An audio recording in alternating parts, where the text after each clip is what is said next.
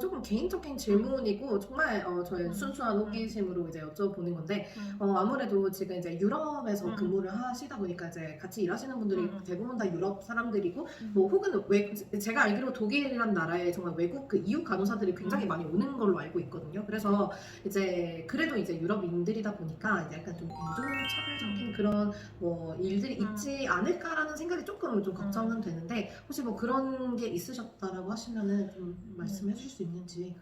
저는 사실 개인적으로 이제 제 동료들이 저에게 인종차별을 하는 건 아닐까라고 생각해 본 적은 없었어요. 근데 이제 제 주변에서 제 친구들이 겪는 거를 보기도 했었고, 심지어 그 친구는 백인이었음에도 불구하고, 저는 그렇게 생각해요. 저희가 한국을 벗어나는 순간 인종차별은 그 어느 국가에서도 겪을 수 있는 일이라고 생각해요. 맞아요. 그냥, 이게 막 정말 내가 특별한 경험을 했어. 이거는 아니라고 생각을 하는데, 그냥 저는 사실 어디에서나 그냥 사람 사는 데는 똑같다고 생각을 하거든요. 네네. 이거를 근데 인종차별주의자가 인종차별하는 것은 사실 좀 별개긴 해요. 별개긴 하지만은 근데 이제 내가 성실하게 이 사람들과 잘 지내보려는 마음을 가지고 지내다 보면은 그들도 저에 대해서 이제 마음을 열어가는 거는 보이긴 해요. 이제 저 같은 경우는 그 전에 병원이 이제 저 빼고 전부 다 독일인인.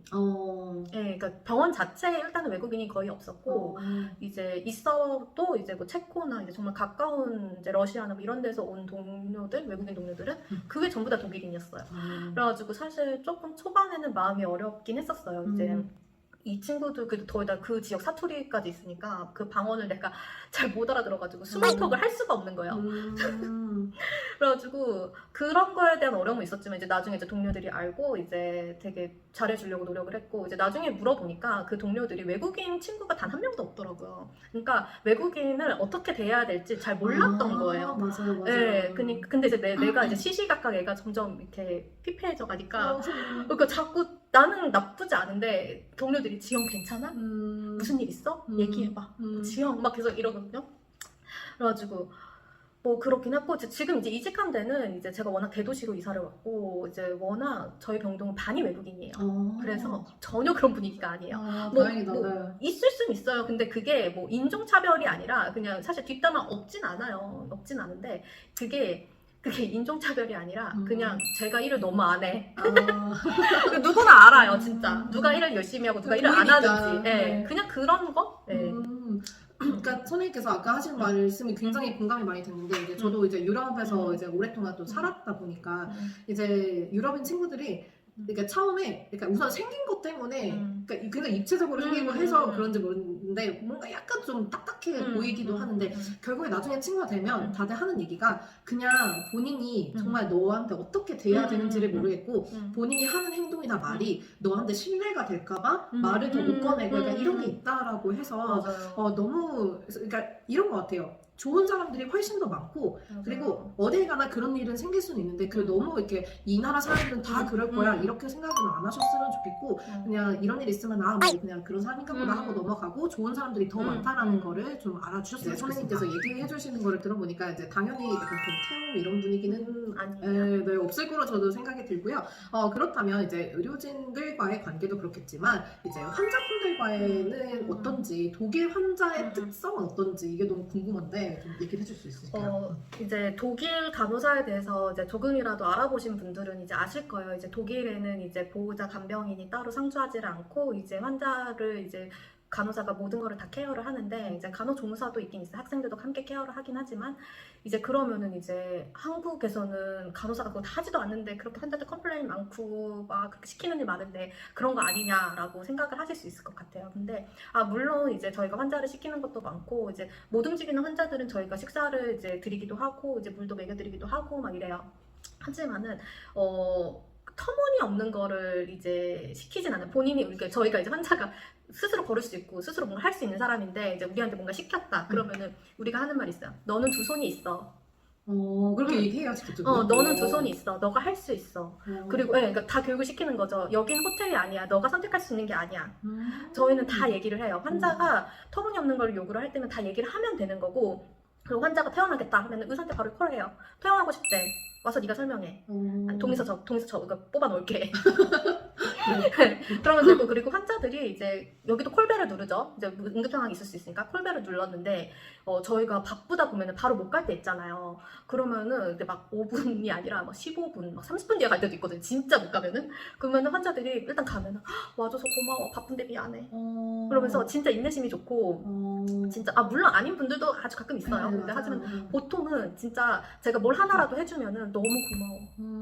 너무 고마워. 막 이러면서 얘기를 해주시고 여기는 그리고 독일은 이제 김영란법이 없어서 팁 주는 게 불법이 아니에요.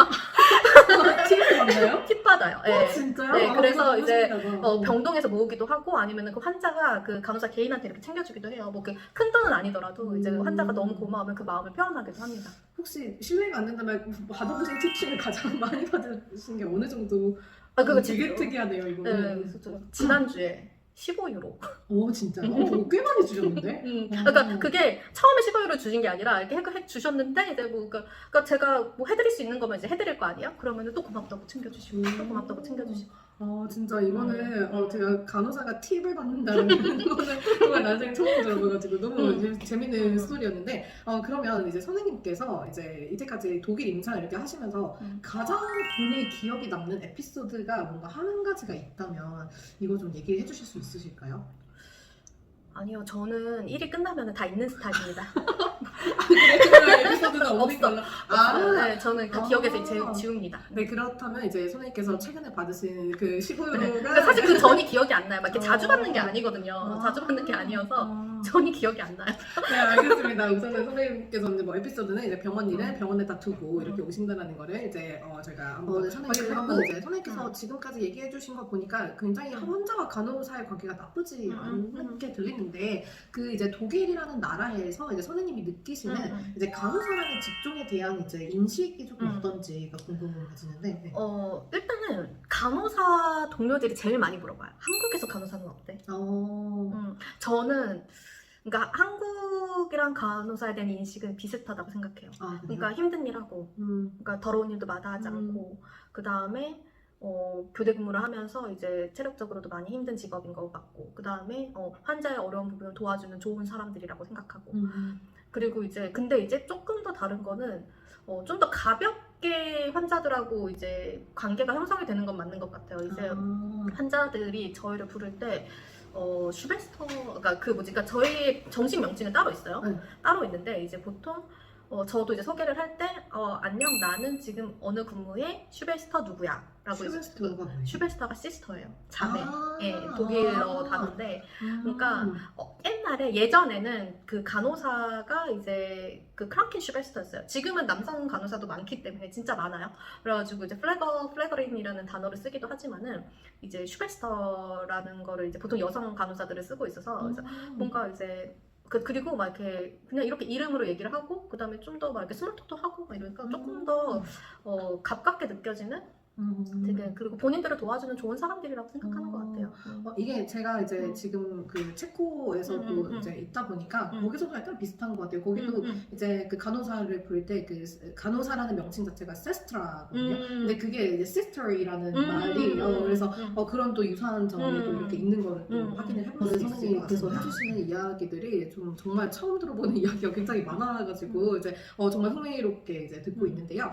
자 이제는 조금 더 이제 실무적인 얘기를 좀 여쭤보려고 하고 아마 많은 분들이 또 많이 궁금해하시는 부분이 아닐까 싶은데 이제 독일 간호사분들이 이제 받게 되는 이제 평균 뭐 연봉이나 복지 뭐 이런 게 어떤지를 좀 얘기를 해주실 수 있으실까요?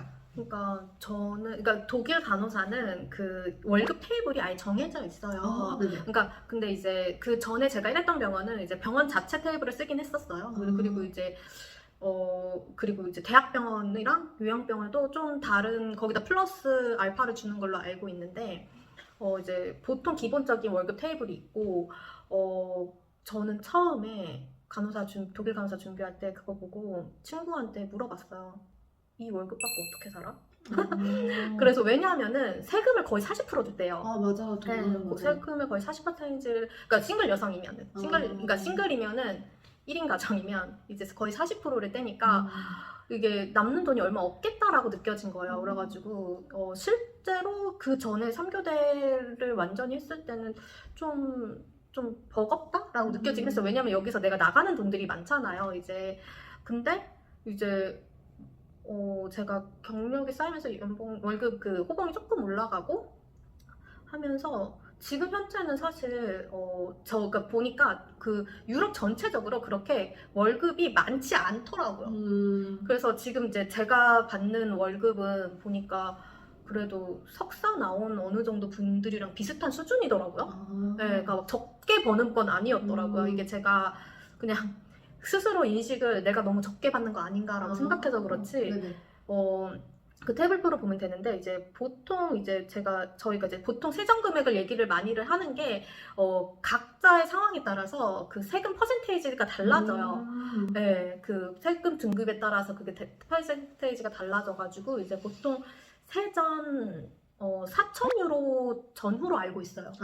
네, 세전 월급, 네, 월급이 세전 4,000유로 전후로 알고 있고 그 4,000유로에서 4,500 정도도 받을 수 있고 당연히 이제 연차가 많고 그 다음에 이제 그 듀티. 네, 듀티에 따라서도 이제 나이트 근무가 많으면 당연히 더 많이 받고요. 이제 공휴일에 일하면 더 많이 받고 그 다음에 이제 갑작스럽게 나와서 일을 했을 때도 이제 저희가 몇십 유로, 100몇십 유로 이런 식으로도 돈 더 주거든요.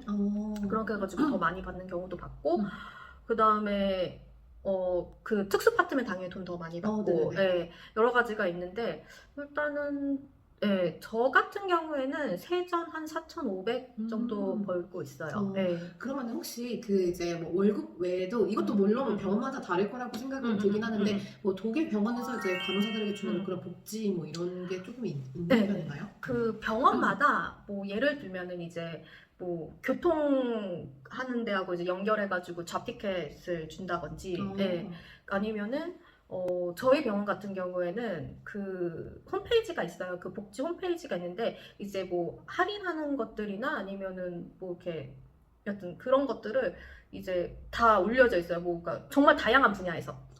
네. 뭐 복지 포인트 이런 건 아니고 포인트는 아닌데 이제 할인할 수 있는 뭐 예를 들면 피트니스 스튜디오를 이제 뭐 어떻게 할인한 가격에서 등록을 할 수 있다든지 아니면 물건을 다른 거기에서 뭐 플러스 몇 % 더 할인할 수 있게 뭐 할 수 있다든지 뭐 그런 것들을 이제 연결해 놓은 홈페이지들이 있어서 이제 저희는 좀 더 쉽게 알 수 있고 뭐 그리고 뭐 있으면은 또 광고를 되게 메일로도 잘 보내줘요. 뭐 있으면은 이거 해라 뭐 아니면 어디서 이거 너희를 위해서 뭐 해줄 거니까 이거 가봐 막 이러면서 잘 알려줘요.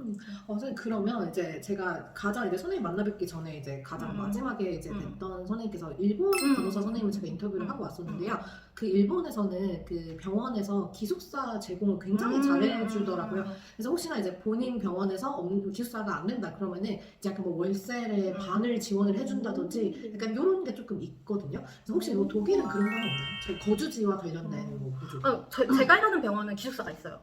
네, 제가 일하는 병원은 기숙사가 있어서 면접 볼 때 너 기숙사 필요하니? 아까 체크하는 난도 있어요. 네, 그 이력서 넣을 때 체크하는 난도 있었는데 그 전에 일했던 병원은 기숙사도 없었고 지원금도 없었고 그리고 기숙사 같은 경우에는 병원이랑 당연히 이제 걸어서 다닐 수 있는 꽤 가까운 거리에 이제 여러 군데 있고 한 원룸이나 1.5룸이나 뭐 이렇게 나쁘지 않은 크기의 괜찮은 집들을 되게 시내치고 저렴한 가격에 이제 제공을 해주더라고요. 이게 정부에서 지원을 받을 수 있다고 하더라고요. 그렇게. 근데 이것도 약간 좀 병원 바이 병원이고 혹시 가보신 적 있나요? 어떻게 이제 본인 친구분들 중에 기숙사 거주하시는 분들 괜찮아요? 1인 1실인가요? 네. 그러니까 이게 너무 궁금했어요. 왜냐면 우리나라는 사실 기숙사를 줘도 특히 대형 병원 같은 경우는 거의 이제 같이 쓰는 위주로 이렇게 지원을 해주다 보니까 근데 상교대 하는데 같이 쓰는 거 진짜 그리고 제가 봤을 때 유럽인의 특성상 같이 모르는 사람과 이렇게 좀 쉐어를 하고 특히 간호사 직종이 그러지는 않을 것 같다는 생각이 들어가지고 이제 선생님이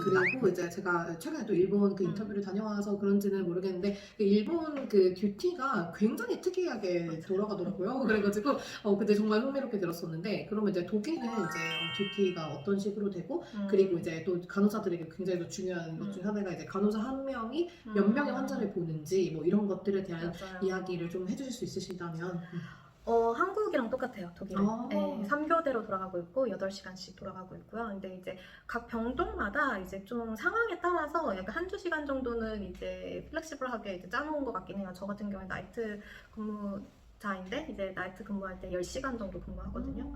이제 그런 거의 차이지 뭐 기본적으로는 3교대. 뭐 가끔 어디서 2교대 한다는 곳 듣긴 했어요. 뭐 중환자실이나 네네. 검사실이나 뭐 이런 데는 얘기를 듣긴 했는데 아직은 독일인들이 그렇게 원하지 않더라고요. 2교대를. 그래서 저는 2교대가 개인적으로 더 낫다고 생각을 하고 있긴 한데 그러니까 저희는 그래서 그 레티오? 네네네. 레티오가 환자 대 네, 간호사 맞아. 비율. 비율은 이게 사실 그때그때 조금 다르긴 한데 기본적으로 데이 근무할 때는 적게 보면은 적게 보면 진짜 무한히 적게 보는 거고 근데 이제 보통 한 6명에서 9명, 10명 네네. 정도 보는 것 같고 이브닝 때도 비슷하거나 조금 더 많이 보는 거 12명까지 보는 것 같기도 하고 나이트 때는 저희는 한 12명까지 보는 것 같아요. 간호사 1명당. 네. 혹시 그 독일 간호사분들이, 그러니까 사실 우리나라 간호사분들도 많이 힘들어 하시잖아요. 그러니까 그 간호사 한 명이 뭐 12명, 13명씩 이제 보게 된다라고 잠깐만. 하면. 네. 잘못 말한 것 같아요. 어떻게? 얘기하시면 돼요. 네. 그 뭐지? 데이 때 4명에서 6명 정도? 네, 이브닝 때 한 똑같이 볼 수도 있고요. 아니면 한 6명 정도, 6명에서 한 9명 정도 이렇게 볼 수 있고 그리고 나이트 때 12명 정도? 최대 12명 정도 보는 것 같아요. 네. 그러면은 아까 드리고 싶었던 질문이 이제 독일 간호사분들은 그 환자 수에 대해서 어떻게 느끼시는지, 뭐 힘들다고 하시는지, 아니면 이제 조금 우리나라 지금 현재 간호법 관련 뭐 이제 얘기가 나오면서 많은 얘기가 있다 보니까 이제 독일 간호사분들은 이제 간호사 한 명당 환자 비율이 적당하다라고 느끼는지 아닌지 어떠신 것 같나요? 일단은 그러니까 이게 어느 정도는 정해져 있는 거잖아요. 저희는 간호법이 있으니까. 근데 독일에는 간호법이 있어요. 네, 네네. 되게 오래전부터 있는데 근데 힘들긴 하죠. 지금 문제가 뭐냐면 인력난이 되게 심각하고요. 정말 심각한 상태고 그 다음에 인력난 플러스 병가. 병가. 그러니까 이게 악순환이라고 생각을 해요. 그러니까 일 힘드니까 병가에 나가지고. 들어가는데 병가 들어가는 동료 때문에 다른 사람들이 더 열심히 일해야 되니까 그 동료도 아프고 그 동료 돌아와가지고 또 열심히 일하니까 또 아프고 이게 악순환이에요 지금 사실. 그래서 문제가 있죠. 그러니까 사실 제가 이렇게 많은 나라 선생님들을 뵙지만 간호사 인력난이 충분하다라고 하는 분은 사실 정말 없는 것 같고요. 제가 이 부분에 대해서 왜 또 여쭤보고 싶었냐면 제가 그 일본에서 있는 동안에 어떤 독일인 커플을 이제 만나 뵙게 됐는데 이제 이야기를 굉장히 많이 나누다가 이제 제가 뭐 이러이러한 일을 한다라고 하니까 저보고 간절한 눈빛으로 한국 간호사분들 독일 좀 보내줘 이렇게 얘기를 하는 거예요.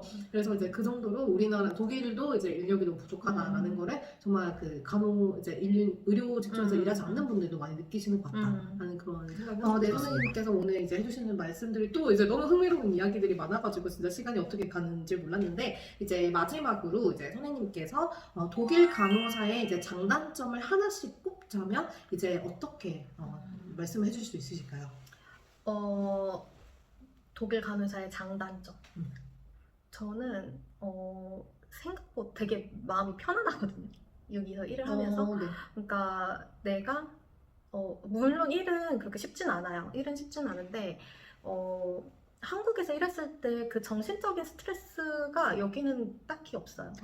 저는 그 점에서 되게 추천을 드리고 싶고 그리고 장점이 하나만 있진 않죠. 그래서 유럽 여행을 하면서 일할 수 있다는 건 맞아요. 너무 좋죠. 쉬는 날에도 그냥 가볍게 그냥 옆 나라 뭐 프랑스, 스위스, 오스트리아 다 다녀올 수 있고 동쪽에 독일이면은 뭐 체코, 프라하, 폴란드 뭐 여기저기 북쪽에서 일하시면은 북유럽 다녀오실 수 있고 가볍게 근데 가볍게 하루 당일치기로도 다녀오실 수 있는 거고 그 다음에 뭐 휴가가 저희는 기본적으로 그러니까 법적 연차가 26개인데 보통 기본적으로 30개가 나오고요. 그리고 저희는 교대 근무를 하다 보니까 38개까지 나와요. 그래서 저는 이제 보통 그거의 반 정도는 제가 한국 가는데 쓰긴 하지만은 그래도 이제 나머지 시간들은 이제 제가 어디 여기저기 휴가 다니는데 쓸 수 있으니까. 한국에는 매년 가시나요? 전 보통 매년 가요. 정말요? 그러면 혹시 이제 그러면 장점은 정말 많은 걸로 이제 말씀해 주신 단점이 있다면? 단점은 아무래도 이제 저희는 보통 그러니까 중환자실은 환자를 씻기기도 하고 포지션 체인징도 하고 이러지만은 병동에서는 거의 하지 않는 잡이죠 저희들이. 그래서 이제 그런 일을 하는 것들, 그리고 아무래도 언어겠죠. 이제 언어는 사실 하면 익숙해지긴 하지만은 그래도 이제 처음 시작할 때는 아무래도 허들이 있는 거는 분명하니까요. 아 그리고 이거는 제가 또 한 가지 여쭤보고 싶은 것 중 하나가 있는데 그 이제 우리나라는 그 일을 할 때 다 이제 전산 시스템이 굉장히 잘 되어 있잖아요. 근데 뭐 독일도 안 되어 있을 거라고 생각 안 하는데 이제 아무래도 좀 매뉴얼로 하는 게 조금 남아 있지 않을까라는 생각이 조금 많이 드는데 그런 게 있을까요? 저는 진짜 충격을 받았는데 저는 제가 대학교를 상당히 그래도 10몇 년 전에 다녔는데 전 그때도 실습하는 병원에 다 EMR 쓰고 있었어요. 제가 좀 큰 병원에서 실습을 하기도 했었지만은 대형 병원에서 실습을 했어서 저는 그 당시에도 다 EMR을 썼었어요. 그리고 그 전에 실습하고 독일 와서 실습하고 일했던 병원도 EMR이었었어요. 근데 지금 제가 이 프랑크푸르트라는 이 큰 도시에서 이 경제 금융의 유럽의 중심지란 이곳에서 제가 매뉴얼로 지금 수기 차팅을 하고 있거든요. 진짜 너무 놀래가지고 수기 차팅?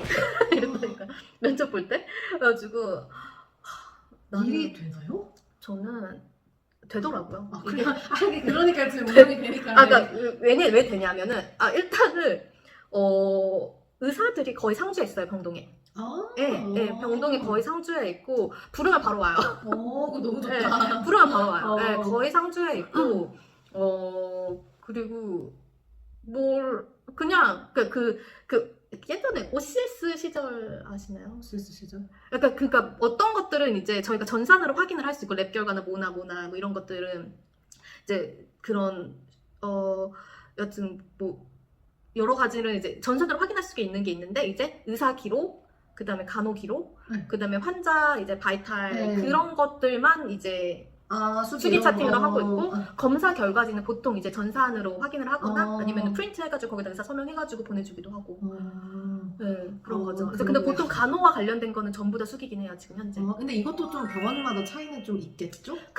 한국도 왜 병원마다 그 자체가 개발한 거 쓰는 맞아요. 병원도 있고 뭐 남의 병원이 개발한 거 가져와서 쓰는 병원도 있잖아요. 여기도 이제 그 종류가 있긴 있어요. 네.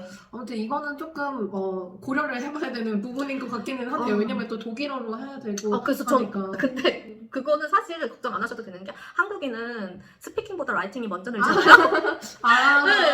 네. 그래서 그런 부분은 조금 별로 걱정할 필요 없고 내가 못 읽는다. 다 못 읽어요. 네, 알겠습니다. 다 못 읽어요. 네, 알겠습니다. 우선은 뭐 이렇게 장단점을 잘 준비를 해주셨고, 잘 이제 말씀해주셨고, 그렇다면 이제 선생님께서 이제 좀 제너럴하게 내가 만약에 누군가 후배가 또 후배가 선생님 저 독일 간호사 하려고 하는데 어떨까요? 저 추천하시나요? 라고 만약에 물어본다면 어떻게 대답을 하실 수 있으실까요?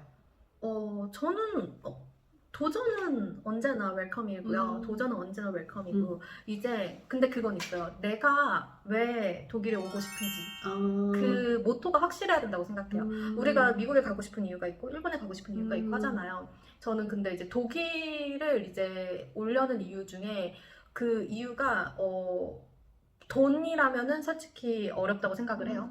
왜냐하면 그러니까 물가가 안정되어 있고 그렇게 비싸진 않아요. 물가가 비싸진 않은데 이제 우리는 우리 해외 사례가 그렇듯이 예상치 못한 일들이 되게 많이 생기는데 그럴 때 사실 독일에서 스트레스 많이 받을 가능성이 높아요. 근데 이제 내가 유럽 여행하는 거 너무 좋고 그 다음에 나는 약간 좀 편안하게 칠하게 살고 싶다. 그런 분들한테는 정말 추천드릴 것 같아요. 맞아요. 진짜 저희가 어제도 좀 얘기를 한번 나눴었는데 유럽에 오시면 그냥 기본적으로 한국에서는 항상 좀 뭐라 해야 되지 푸시를 많이 받으면서 살아가고 남들이 뭔가 이런 거를 하고 있는데 내가 안 하면 막 진짜 도태되는 느낌도 들고 나도 저렇게 지금 이미 하고 있어야 되는 거 아닌가 이런 생각이 많이 드는데 그게 여러분들 유럽에 오시면 싹 사라집니다. 진짜 뭔가 정말 마음 편하게 살 수 있다는 거 너무 맞는 이야기. 왜 독일에 철학가가 많이 나왔는지 네, 생각해 보셔야 돼요. 네. 네네네. 선생님 너무 좋은 말씀 너무 감사드리고 그러면 이제 선생님께서 혹시 이제 앞으로 독일에서 완전히 좀 정착을 하실 예정이신가요? 아니면은 좀 계시다가 한국으로 다시 돌아가실 예정이신지? 저는 어느 정도 유럽 여행 끝나면은 네, 어, 또 어딘가에 가지 않을까. 어딘가로 뭐 한국이 굳이 아니더라도 다른 그쵸. 곳으로 우리 간호사 면허증은 어디에서도 쓸 수 있잖아요. 맞아. 그리고 그 선생님 그 독일 면허도 있으면은 그 EU 국가 어디서든 일할 수 네. 있지 않나요? 저희는 그쵸? EU 면허증입니다. 네.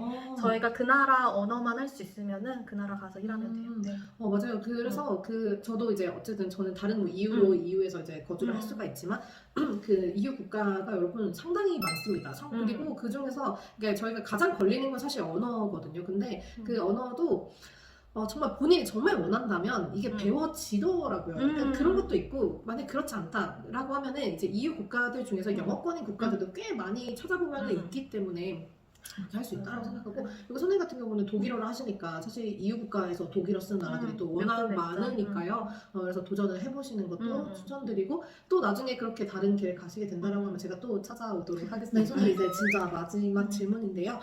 이제 지금까지 영상을 보고 계시는 분들이라면 이제 당연히 이렇게 좀 긴 영상을 이제 또 시청해주신 건 독일 간호사라는 이제 길에 대해서 이제 조금 관심이 있으시거나 혹은 지금 꿈을 꾸고 계시는 분들도 있으리라고 생각이 드는데요.